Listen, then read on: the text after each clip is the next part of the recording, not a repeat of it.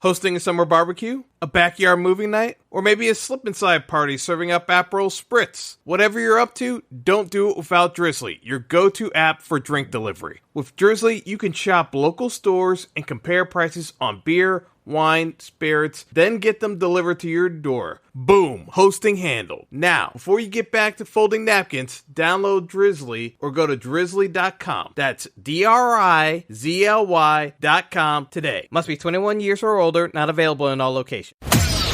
Welcome to the Fantasy Throwdown Podcast, bringing you the latest from the world of sports, DFS, and gambling. With over 5 years of hot takes and millions of downloads later, I guess he's been doing something right. Now, sit back and listen to one of the sharpest minds in the game. Here's your host, Dwayne Callender. Welcome to the show, everyone. This is one of my more favorite activities just in terms of game theory and application, and that is Fantasy Premier League. Now, I know some of you are more used to fantasy football, and some of you are more than comfortable with fantasy football and get offended when we bring up NFL as fantasy football. So, yes, for the EPL purists that are talking about fantasy and are annoyed that I'm describing fantasy football as NFL and fantasy EPL separately, I don't know what to do for you. It is what it is, guys. We're Americans over here. But the EPL is back. We're going to talk about the EPL season in another episode. I want to focus on the fantasy game just because there are folks that spend months and months doing this. And no disrespect to them, because there are various ways you can build out your roster. So, just for those who don't know, in Fantasy Premier League, the setup is you have your allocation of players. You're trying to fill up your budget because your overall budget for Fantasy EPL is £100 million. So you allocate that across your entire roster because you got to draft 2 goalies, 5 defenders, 5 midfielders, and 3 forwards. So for those of you who are not that astute at math, that's 15 players. Just so we have that clear. So you got £100 million across 15 players. All the players are ranked by teams. You can have a max of 3 players on a given team. And again, you have to fill out those individual roster spots. So you can't skip on any spots. You can punt certain positions with cheap players. That's definitely a strategy. But I'm going to say this, and I'm going to say this clearly. I think this is one of the softest pricing years they have ever done.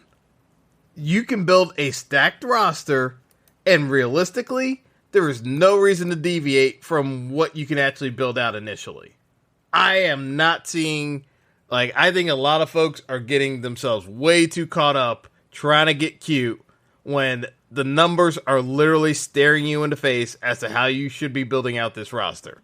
So I'm going to go ahead and do that and just start laying out some basic ideas. So, for those of you who don't know, we'll just start at goalkeeper. Those of you who don't know, David De Gea is no longer part of Manchester United. So, De Gea is gone. He's been the long staple goalkeeper for United. He is out the door now. As De Gea was let out of his contract, so essentially it's going to be a free transfer to Real Madrid whenever that gets finalized. But De Gea's gone. In his place, we actually have the first minority keeper for United since Tim Howard. Whoa, what are we going, 15 years ago at this point? I think it probably is more than that since Tim Howard was the keeper for United. We might be going 17 years, to be perfectly honest. It's a while. It's been a minute. It has been a minute since Tim Howard was in United's goal. But we got Andre Onana coming over from Inter Milan the 27-year-old Cameroonian goalkeeper for the national team is going to be in net for United. And so there are two things. One, he plays the style that Ten Hag wants because he's going to play the ball at his feet. Two, he's relatively unknown in most parts. He's going to get ownership because it's United. But realistically, the ownership that they're projecting for Onana is under 30% as the highest owned keeper. Honestly, the keeper ownership should be way higher on Onana. You're telling me Onana's going to get ownership at just under 28%. Yet Ramsdale, and I'm an Arsenal fan, Ramsdale's got Raya coming in, breathing down his neck on big salary, contract salary, because Arteta does not trust Ramsdale in high-pressure situations. You've got Ramsdale gonna be in a battle with David Raya, the Brentford keeper, coming over to Arsenal. And you're telling me Ramsdale's ownership is going to be 20%, and Onana, who won't have competition, is under 30%, and somehow they're at the same price point? This doesn't make any sense. United's defense, while it wasn't spectacular, wasn't terrible either. You're going to get clean sheets with Onana. You're going to get a guy, again, not saying he's better than Ramsdale. What I'm saying is, from an overall standpoint, who's more likely to get benched or get a rest day in rotation? Ramsdale or Onana? You actually have a keeper who's going to get the majority of the starts without being questioned. It's the same reason why I don't get the Ramsdale ownership. The Ramsdale ownership should be half of what it is, at best. Like, I would fade Arsenal keepers, to be perfectly honest, because I think Arteta is actually going to use rotation, because Arsenal is going to have to rotate this squad if they want to compete in Champions League and in the Premier League the way as presently constituted. They didn't do enough signings on that roster, and I will continue to say this because Jesus went down, and it proved exactly my point, because they don't have any true striking options that they can rely upon. They're going to have to constantly tweak that roster throughout the year, and I think they're going to tweak the goalie spot as well. Don't be shocked if Ramsdale is playing way fewer games than expected, because Arsenal has a 1A and 1B keeper. I think that's how it's set up. If you look at the ownership, my next guy in net is going to be Areola for West Ham. He's 4K. And he's going to be, Alphonse Areola is going to be starting the majority of games for West Ham. He's the number one keeper. He's only at 24%. Somehow, Jordan Pickford is at 4.5 on a worse team in Everton and has 15% ownership. Someone, y'all have to God. I'm trying not to be critical, but this is one of the dumb, again, people want to try to use game theory and say, oh, well, the ownership's too high. The ownership doesn't mean anything if he's going to get outscored. I have a hard time seeing Pickford dramatically outscoring Areola when they're both going to get save opportunities, and Areola is more likely to get clean sheets over Pickford. Where is Pickford outscoring Areola while being more expensive? Everton almost went down. It's not as though Pickford draped himself in glory. Like Pickford got an assist last year on a weird season overall. He had to make a number of saves, which is what helped his score. But if you look at Pickford's numbers over the last 3 years, we're going to go over Pickford's last 3 years in net. 124, 116, 114.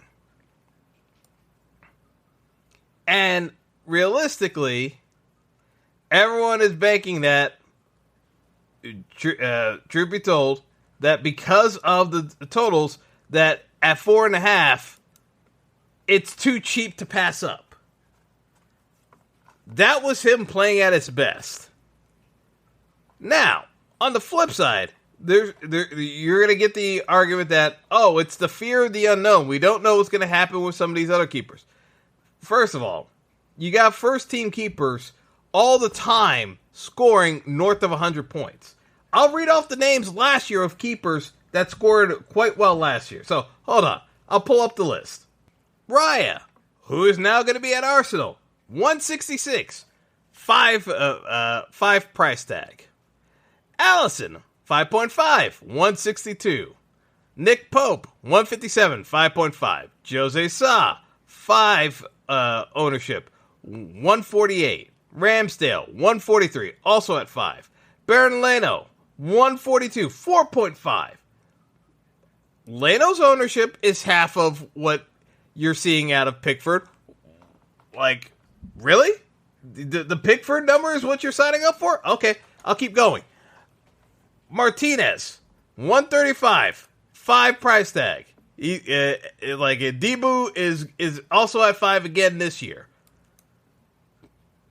Villa might be better than they were last year. He could actually be in the 150s. But I'm not going to go into the differentials. Fabianski, who is going to be replaced by Areola this year, scored 127 last year. On a weaker West Ham squad last year, Fabianski still outscored Pickford. And you're telling me his replacement is going to be cheaper this year on a better West Ham team? And I know people are saying, Dwayne, how is West Ham going to be better without Declan Rice? All right, here's how. Declan Rice cleaned up a lot of things for West Ham defensively. What's going to happen with West Ham? They're going to give up more shots. The saves from Areola will actually correspond better in terms of fantasy scoring, even though that you may still get goals. They were gonna concede those goals anyway, but it's actually gonna open up for more save opportunities. So from a overall standpoint, defenders for West Ham take a hit. Keeper for West Ham, because of the additional shots that are going to be generated, actually gets a slight uptick because, again, they're still keeping clean sheets on bad teams. They are going to give up goals against good teams. That was happening with Declan Rice anyway. I mean, to me, this is more straightforward that, in terms of where I'm approaching it from, but it's not like it's that big of a shock. So again, from a goalkeeper standpoint, I think some of these selections, like this was very straightforward as far as I'm concerned as to who you should be selecting from a goalkeeper standpoint. Yes, you could go into other directions, but Onana and Areola, it's going to cost you 9 in salary. You can use that salary to actually pay in other spots. To me, this is straightforward. You could pay up, and because of the salary you're saving, you can pay up at defender if you want to afford Trippier. Because Trippier outscored every defender by over 40 last year. Trippier was 6.5 and scored 198. In terms of other players in the game that scored that high, here's the list of guys who outscored him. Saka, Rashford, Odegaard, Salah, Kane, Haaland. That's the list. That's the list of guys who actually outscored Kieran Trippier last year. He was 6.5 in salary. You had to get all the forwards, all the top forwards, and midfielders who were top 5. Trippier outscored Bruno. He outscored Bruno. I mean, Bruno Fernandes is one of the top players and most selected players. Bruno got outscored by Trippier last year. Like that's just not... I didn't make that up. Like, that's literally what the stats are. Fantasy scoring-wise, Trippier crushed Bruno. Want to know what the ownership is this year? Trippier at 33%. And if we go pull up Bruno's at 27. Bruno is $2 million higher than Trippier, the guy who got outscored by. The ownership difference on Trippier compared to Bruno doesn't make sense. It honestly doesn't make sense, in my opinion. Because there are two things people are not taking into account of. Like, overall, if you're looking at this, you should be looking at the guy who can bring you the most upside. Trippier, to me, is still the best option defensively in terms of players that you can get on the defensive side. And the guy that, again, who's being talked up is Gabriel for Arsenal. All right, let's go through this. Arsenal last year, Gabriel had 3 goals scored, which was a big help in terms of his fantasy score last year. He had 5 goals the year before for Arsenal. Off of headers, set pieces. Yes, Gabriel could score. What did Arsenal do this year? They added Timber, who's expected to be more of a playmaker. Gabriel is still going to get opportunities to score. But in terms of additional shot creation, I don't think Gabriel is taking as many shots as you would normally expect. And again, Ben White, more expensive this year. People are pivoting to Gabriel. I'm not necessarily seeing how Gabriel is the same ownership as Trippier.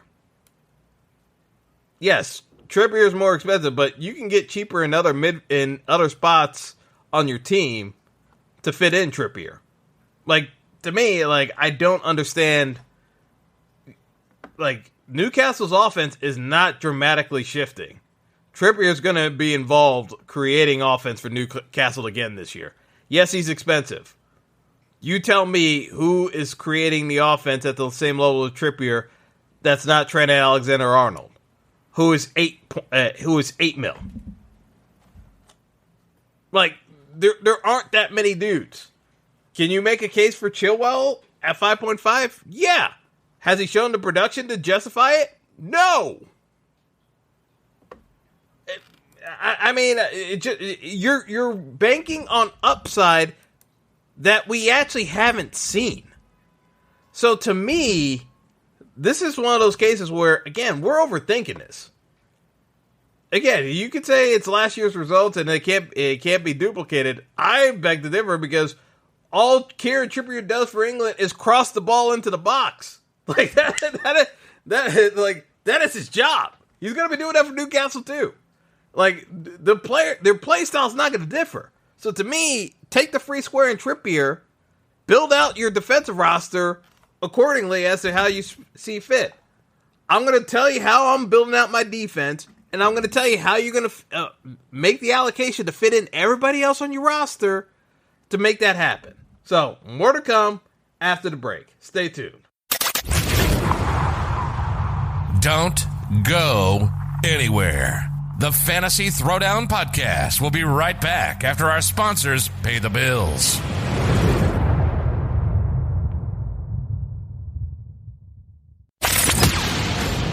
Welcome back to the show. Hope you got your popcorn ready.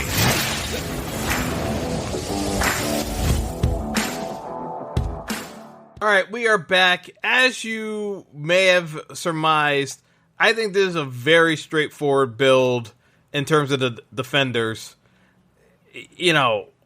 Again, I don't really understand how this guy is not being selected, but I don't really care, the truth be told, that he's not being selected. I think, realistically, once he starts featuring on the team, it will be quickly apparent that people should be rostering him. But he was the big signing from Leipzig for a reason with Man City. Guardiola is going to be running that offense, fullback-wise. Like, in terms of what they lost with Mahrez, I don't think Gundogan is really as big of a loss as people are making out to be, but that's my own personal opinion. But Guardiola is going to be a playmaker with City. Now, again, similar to what we say about Trippier being involved with the offense, I think Guardiola's going to have a very similar role, bombing up the field. Like, again, this is what Pep's looking for him to do. He's going to be a playmaker. I think at 5, he's easily one of the most underpriced players in the game. His ownership basically being projected under 5%. It's borderline criminal. Like, the truth be told, like, I just don't think people research enough on players, truth be told, because, again, there were some other players that I know deserve to be ranked where they are, but Estupiñán, who, again, I'm also going to roster, but he cannot be 50% owned, and Guardiola only under 4% owned, and have that make sense. It doesn't make any sense. It doesn't. Because if your roster and your last spot is Estupiñán, and you could have just played Guardiola, you're not differentiating your roster.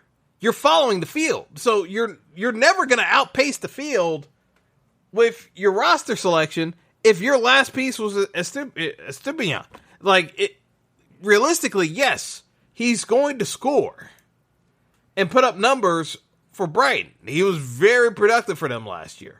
But that's just keeping you in place with the field. Realistically, Trippier would be a better pivot if you can find the cash to get up to him rather than playing Estupiñán at 50%. Now, because I'm also having Guardiola and Trippier on my squad, I can afford to play Estupiñán at 50% ownership. But it's you're never going to separate with him on your team. You're just keeping pace with the field more often than not. Now, to supplement that, the two remaining defenders that will likely be on the bench for the remainder, it's Rico Henry at Brentford, also a playmaking defender who scored over 100 points the last 2 years, always solid. And then we bring back George Baldock, who, Baldock. I always blank on his name, how to say his name properly. But Sheffield United is back in the Premier League, in case you didn't know. And if you forgot how they play, they're going to bomb their fullbacks up the field, of which he's basically a midfielder. He's not a defender, and he's only 4K. Cheap enough price tag. As long as he's staying healthy, he's going to be more than productive to score you over 100. Somehow his ownership is only 15%. Again, I don't understand how Estupiñán is over 50% ownership, and you have all these other playmaking defenders. You know what? I'm not gonna. I've already labored the point. You know what I'm getting at. Midfield. All right, let's talk about this because again, it's not as blatantly bad. Well, actually, it is. It is pretty bad. It is pretty bad. But, I'm an Arsenal guy, so I am going to play Saka. But Saka's 60% ownership. Again, I expect Saka to be one of the top midfielders in the entire world, if not the best midfielder. So it makes sense to play. Saka. I can make a case for playing Rashford because Rashford's playing out of position, and he's still going to be functioning more as a striker. So I could justify playing Rashford at 9 mil. The part that I have more struggles with is I'm seeing folks stipulate you should be building out your roster this way, where you're playing Saka, Rashford, and Mitoma, who is at 6.5 for Brighton, who's over 40% ownership. Because realistically, you're telling me that a good way of building your roster is playing 3 guys whose combined ownership is over 150%? You're going to be like in the middle of everyone else. How are you expecting to get, like, you are competing against millions of other people. So if you're playing 3 guys whose combined ownership of what everyone else is doing is over 150%, how are you ever going to separate your roster? Someone has to make that make sense to me. Like, you have to differentiate at some point in your roster. You can't be playing all 3 of them up top in your midfield. Like, what are we doing? And I'm seeing this being openly advocated. I'm looking at these, I'm looking at different shows advocating this. This is insanity. I already had my rant about a stupid, you imagine playing all 4 of these guys? Someone's got to get dropped. Or you at least have to differentiate your roster enough in other parts to at least make this worthwhile. Like, if you're eating all the chalk, there's no way for you to differentiate your roster. And by eating, eating the chalk, like, someone's gonna oh yeah, but I can play Odegaard with Saka and Rashford. Like, Odegaard's gonna be over 20% owned too.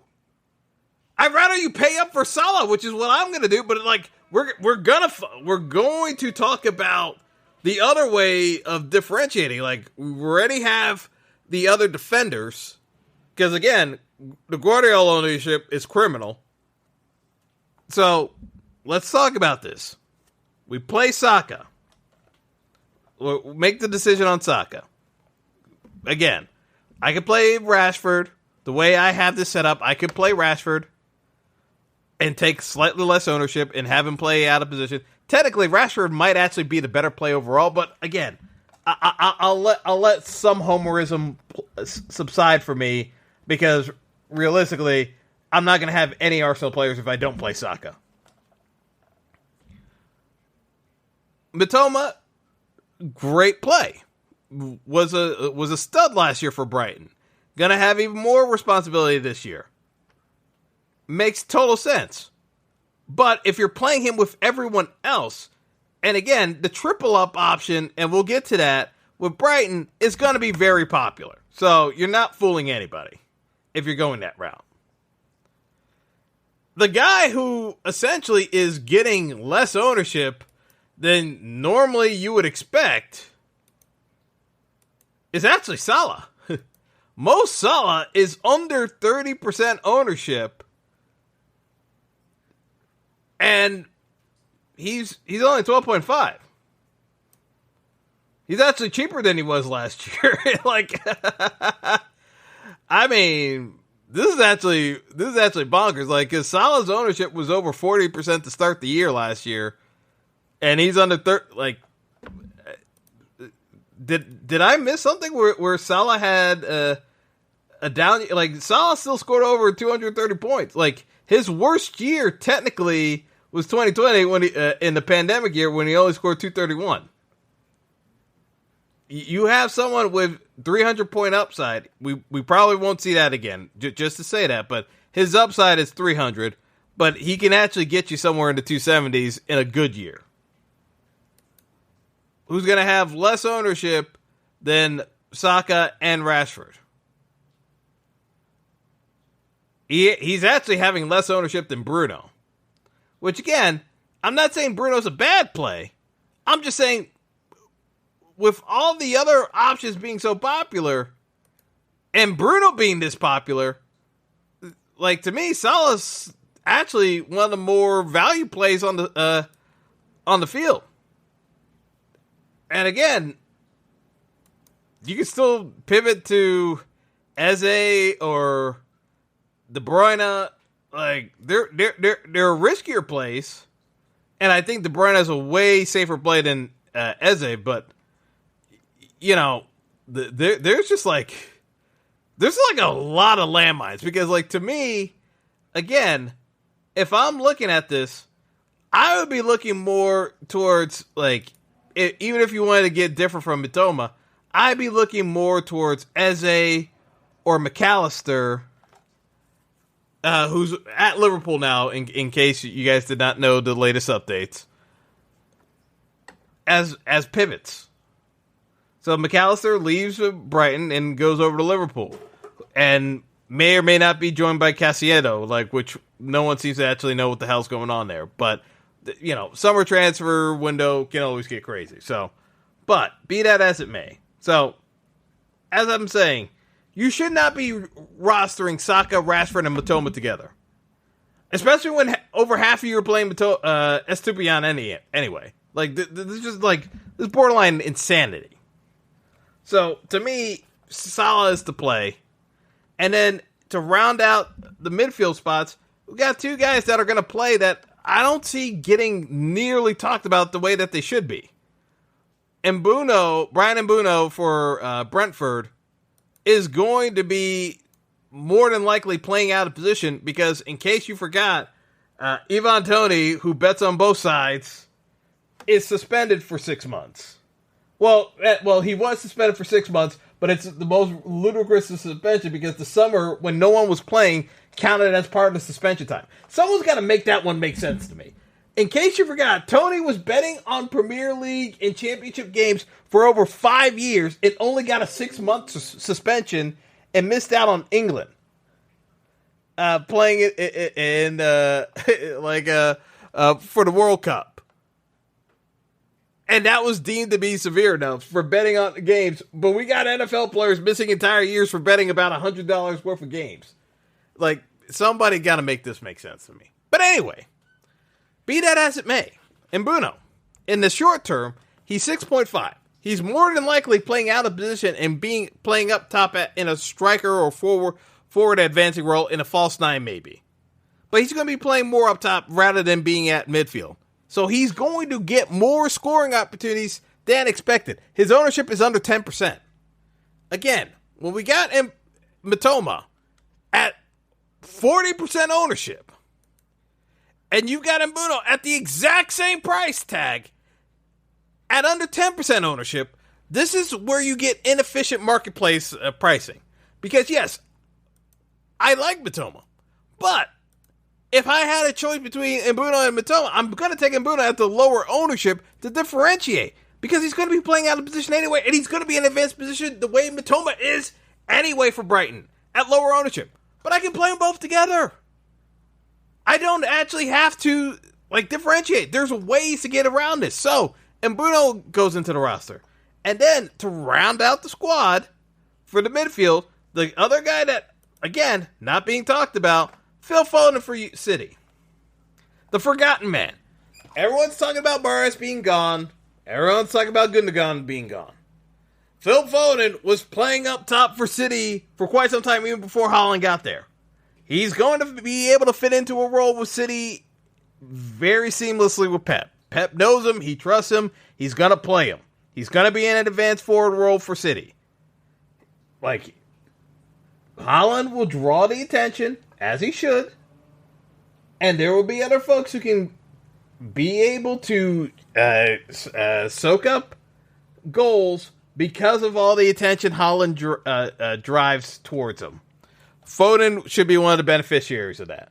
You'll see beneficiaries in the form of Jack Grealish as well, who's in the exact same price tag at 7.5 and exact same ownership range, but Foden's more of the finishing type, whereas Grealish is more likely to defer for an assist.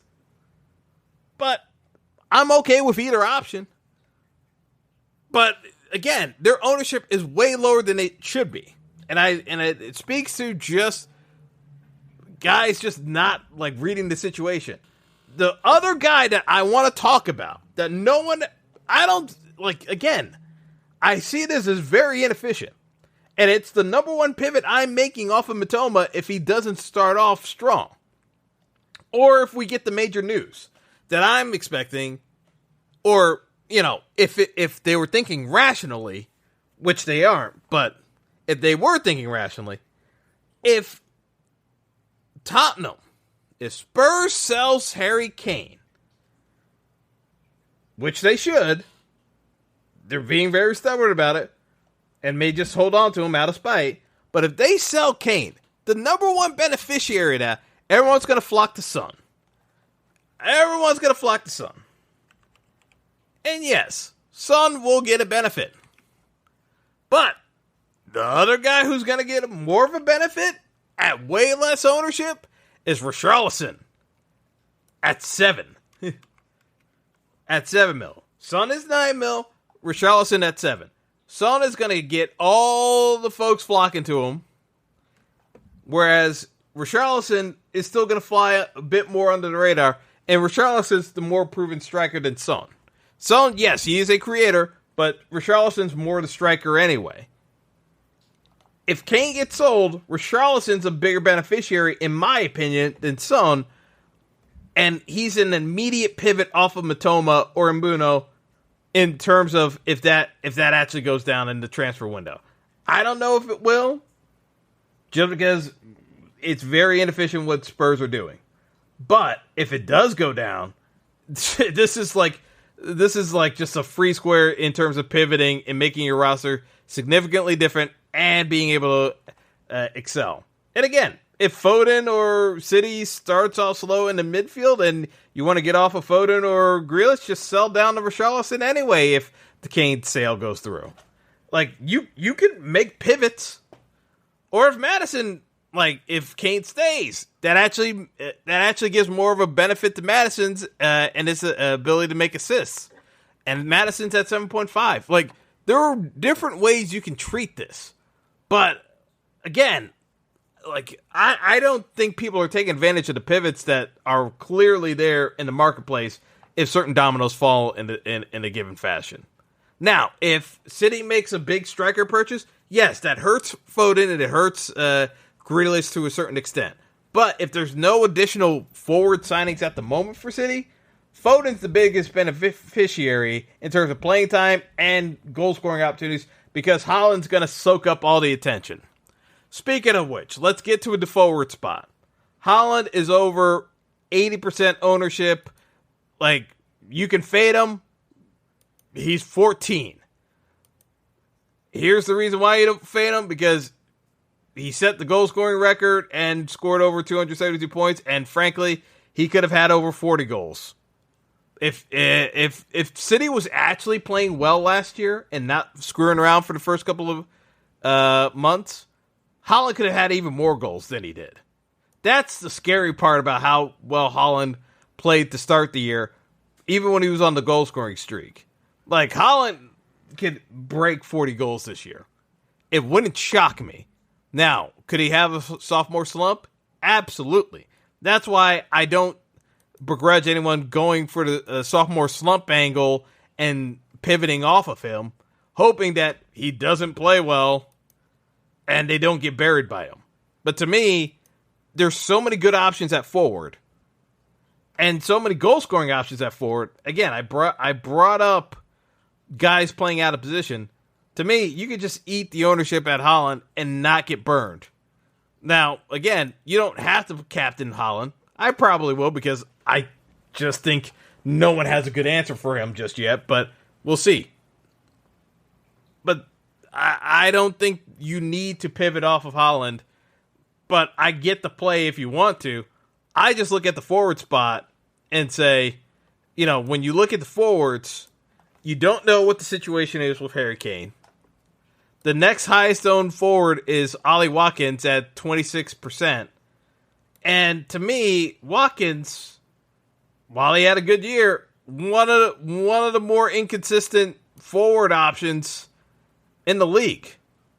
I'd probably rather have Isak, but again, he was extremely inefficient too.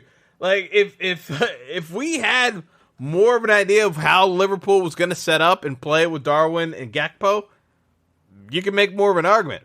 But, you don't know how they're going to set up with some of these teams in terms of the forward spot. That's why Haaland's getting so much ownership.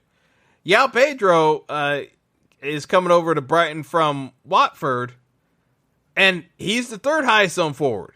This one, again, he's only 5.5, this is a price play. You can play Pedro and you can play Haaland together, and you punt forward. That's the reason why Mubama for West Ham, he's going to be playing up top more this year. He's only 4.5. You can punt forward. I don't have any qualms about doing so. There are so many question marks at the forward spot this year as to who's actually going to be relevant. You know, you have folks talking up Nicholas Jackson for Chelsea. I mean, Saul Alvarez, always in potential. Like, he could be the guy that squeezes out Foden and some of the others up top, but I don't think Pep wants to play Saul and Haaland together. You know, Mitrovic, again, could go on a scoring rampage, but also he could get a red card and screw over your team. Like, both things are very realistic scenarios, but there's so many guys in this 7K range that you have way better options at midfield that, to me, the play is to go with the midfield. You can punt more on forward this year than in past years.